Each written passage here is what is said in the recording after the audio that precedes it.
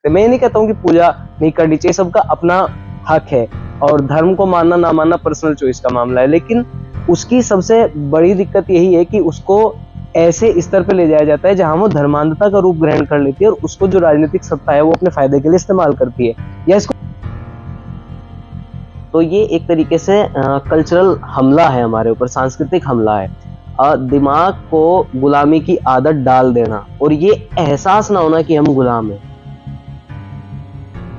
भारत में नौजवानों की ना उन्मादी भीड़ बहुत बढ़ रही है। जैसे हम हाँ, कांवड़ यात्रा को देखें तो हाँ उसमें जी, हाँ सारे जी, नौजवान जा रहे हैं बिल्कुल। और उसमें देखें तो वो सारे गरीब लोग हैं। बिल्कुल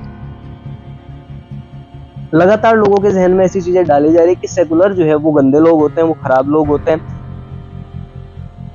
उससे उतनी दिक्कत नहीं है, दिक्कत ये है कि एक खास धर्म के खिलाफ दूसरे धर्म को खड़ा करना।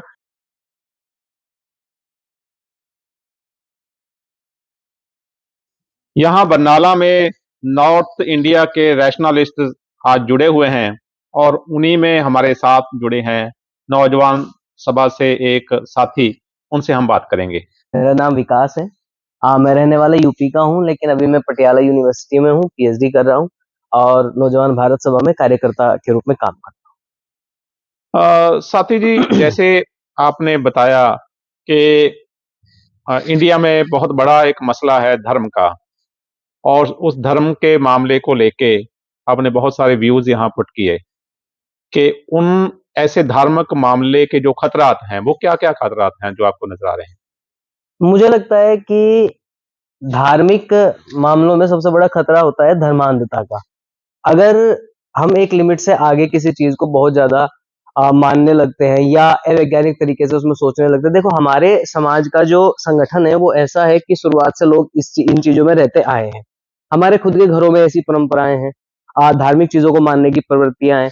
लेकिन दिक्कत वहां आती है सबसे पहले तो जब वो धार्मिक चीजें धर्मांधता की ओर बढ़ती है और उसको समाज में जो प्रगतिशीलता होनी चाहिए उसके खिलाफ इस्तेमाल किया जाता है और खासकर जो राजनीतिक सत्ता है वो उसको हथियार बना के इस्तेमाल करती है। हम पूरे समाज में देख सकते हैं लगातार जो धार्मिक कर्मकांड है आज के, अगर स्थिति की मैं बात करूं तो लगातार वो चीजें बढ़ती जा रही है।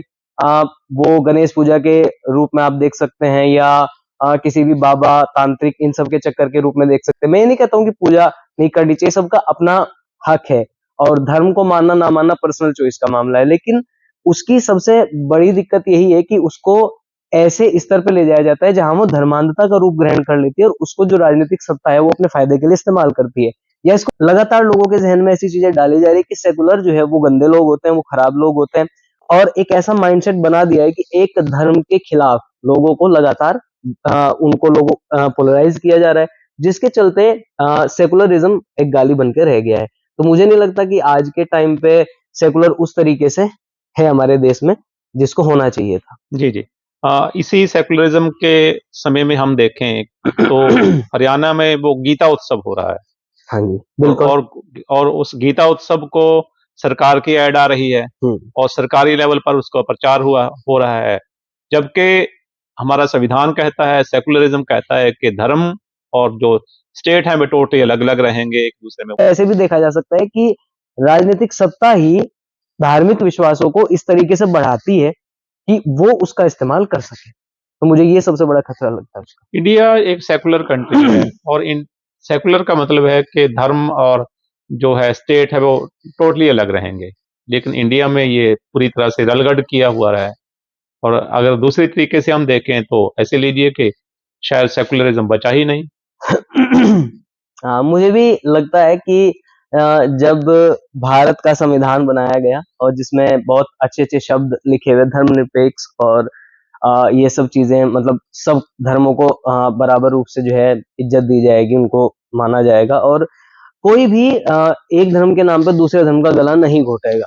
लेकिन जैसा आप कह रहे हैं सेकुलर होने का उस तरीके का मतलब नहीं रह गया और मैं ये कहूँ कि सेकुलरिज्म एक तरीके से आज गाली बना दिया गया है, जी। ठीक है? और जो तथाकथित भाजपा है या तथाकथित जो रूलिंग पार्टी है, वो लगातार इसका इस्तेमाल कर रही है।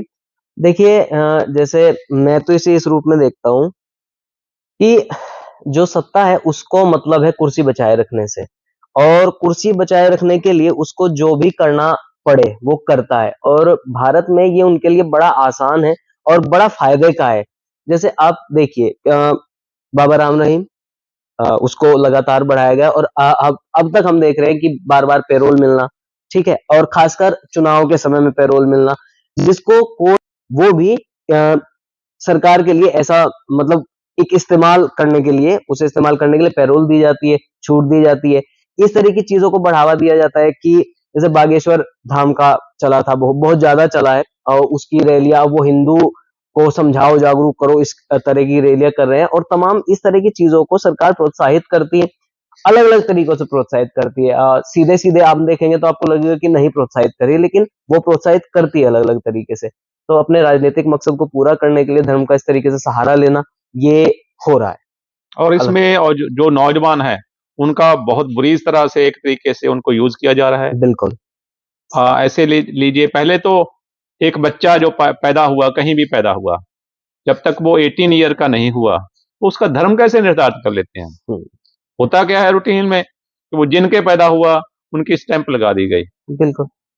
और ऐसे लीजिए कि जैसे सरकार के जितने भी फॉर्म है, चाहे वो स्कूल एडमिशन का है, चाहे कोई और फॉर्म भरने का है, तो उसमें डिफ़ॉल्ट मान लिया जाता है कि जो फादर का धर्म है, वही हुँ, बच्चे का धर्म है। बिल्कुल। ये तो चॉइस तो है ही नहीं, धर्म की जो चॉइस, क्योंकि वो इसलिए नहीं है, क्योंकि वो जो लोग ये भी मानते हैं कि इंसानी जो पैदाइश है वो किसी भगवान से या किसी वहाँ से है, तो उनके इसमें भी ये तो, मतलब ये तो तय नहीं है ना कि भगवान ने खुद ही बना के किसको क्या भेजा है, ये तो यहाँ बनाया गया है आके। हालाँकि अगर इसको इस तरीके से सोचा जाए कि भई ये हिंदू है या ये मुसलमान है, उससे उतनी दिक्कत नहीं है, दिक्कत ये है कि एक खास धर्म के खिलाफ दूसरे धर्म को खड़ा करना, और ये लगातार समाज में स्थापित करना अलग-अलग चीज़ों से कि अगर मैं हिंदू हूँ तो मैं श्रेष्ठ हूँ, और मैं मुस्लिम हूँ तो मैं श्रेष्ठ नहीं हूँ। या हर धर्म इस तरीके से अगर आप अपने आप प्रचार तो करते हैं सब, जी। लेकिन इस तरीके से अगर करने लगेंगे, और खासकर राजनीतिक जो सत्ता है उसके दम पे ऐसा होने लगेगा, या वो इसको करने लगेगी, तो ये खराब होगा। ऐसे में लगता है कि हम नौजवानों को बचा पाएँगे।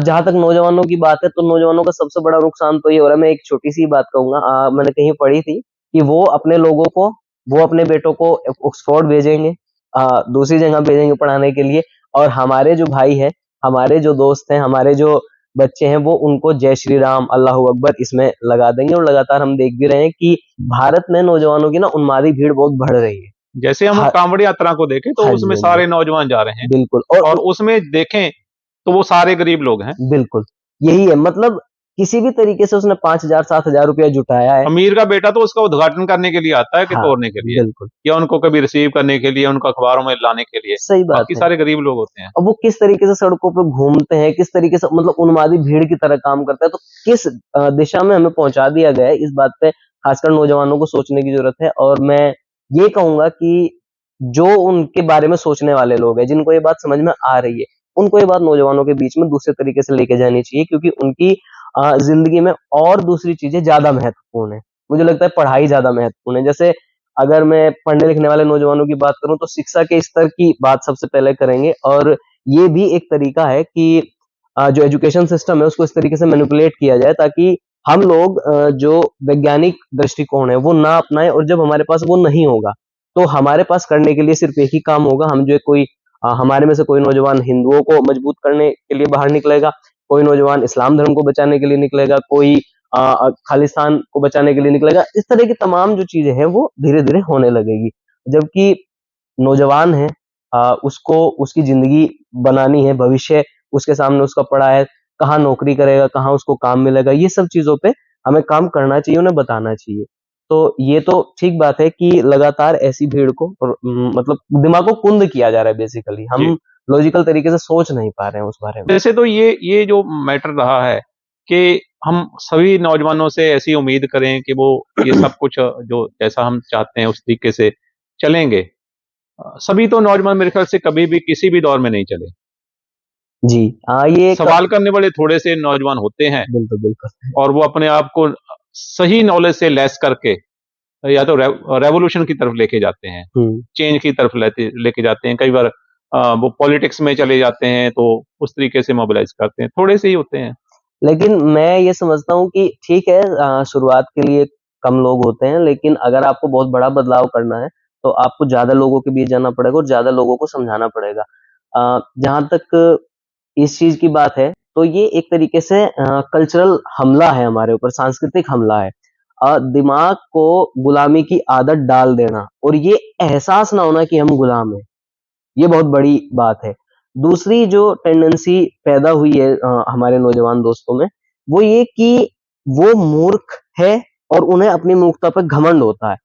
तो बहुत सारी ऐसी चीज़ें, हालाँकि उसमें जिन चीज़ों का दोष है, अगर हम उनको नौजवानों के बारे में बताएँगे कि भाई ये चीज़ें हमें इस तरीके से अफ़ेक्ट कर रही है, तो ऐसा नहीं है कि सुनते नहीं है। जैसे मैं अपना पर्सनल अनुभव बताऊँ, तो नौजवान भारत सभा में काम करते हुए, हम दोस्तों के बीच जाते हैं, उनकी ज़िंदगियों पे बात करते हैं। ये तय है कि शुरुआती दौर में वो बात नहीं करते हैं। शुरुआती दौर में वो उस तरीके से नहीं बात को लेते हैं। उन्हें लगता है कि जो वो कर रहे हैं, तो वो सही है। धीरे-धीरे उन्हें चीज़ें समझ में आती है कुछ समय के हिसाब से, और ये भी बात ठीक है कि सबको समझ में नहीं आती है। जी, क्योंकि वो एक होता है कि भई एक ग्रुप आगे चलेगा, उसके पीछे कुछ लोग चलेंगे। तो लेकिन धीरे-धीरे वो समझ रहे हैं। हम धीरे-धीरे पढ़ रहे हैं चीज़ों को, लॉजिकल होने की कोशिश कर रहे हैं। तो ये सब है, लेकिन ये है कि उतने सचेत रूप में नहीं है, जितने सचेत रूप में पूरा सिस्टम काम करता है। ये तो होगा ही, क्योंकि उसके पास सारे सोर्स संसाधन हैं, हमारे पास कम है, लेकिन फिर भी होगा एक दिन, क्योंकि जीत तो तार्किकता की ही होनी है। जी, जी। वो तो बात विक्टिमाइज़ेशन की जो जी, जी, बात आप जी, कर जी। रहे थे। अ, तो इसमें यही है कि देखो, फिज़िक्स में भी, साइंस में भी एक रूल है कि every action has an equal and opposite hmm, reaction. Hmm, hmm. आप किसी को टारगेट करेंगे, तो ऐसा हो ही नहीं सकता है कि वो पहली बात तो मूव ना करे। वो मूव करेगा।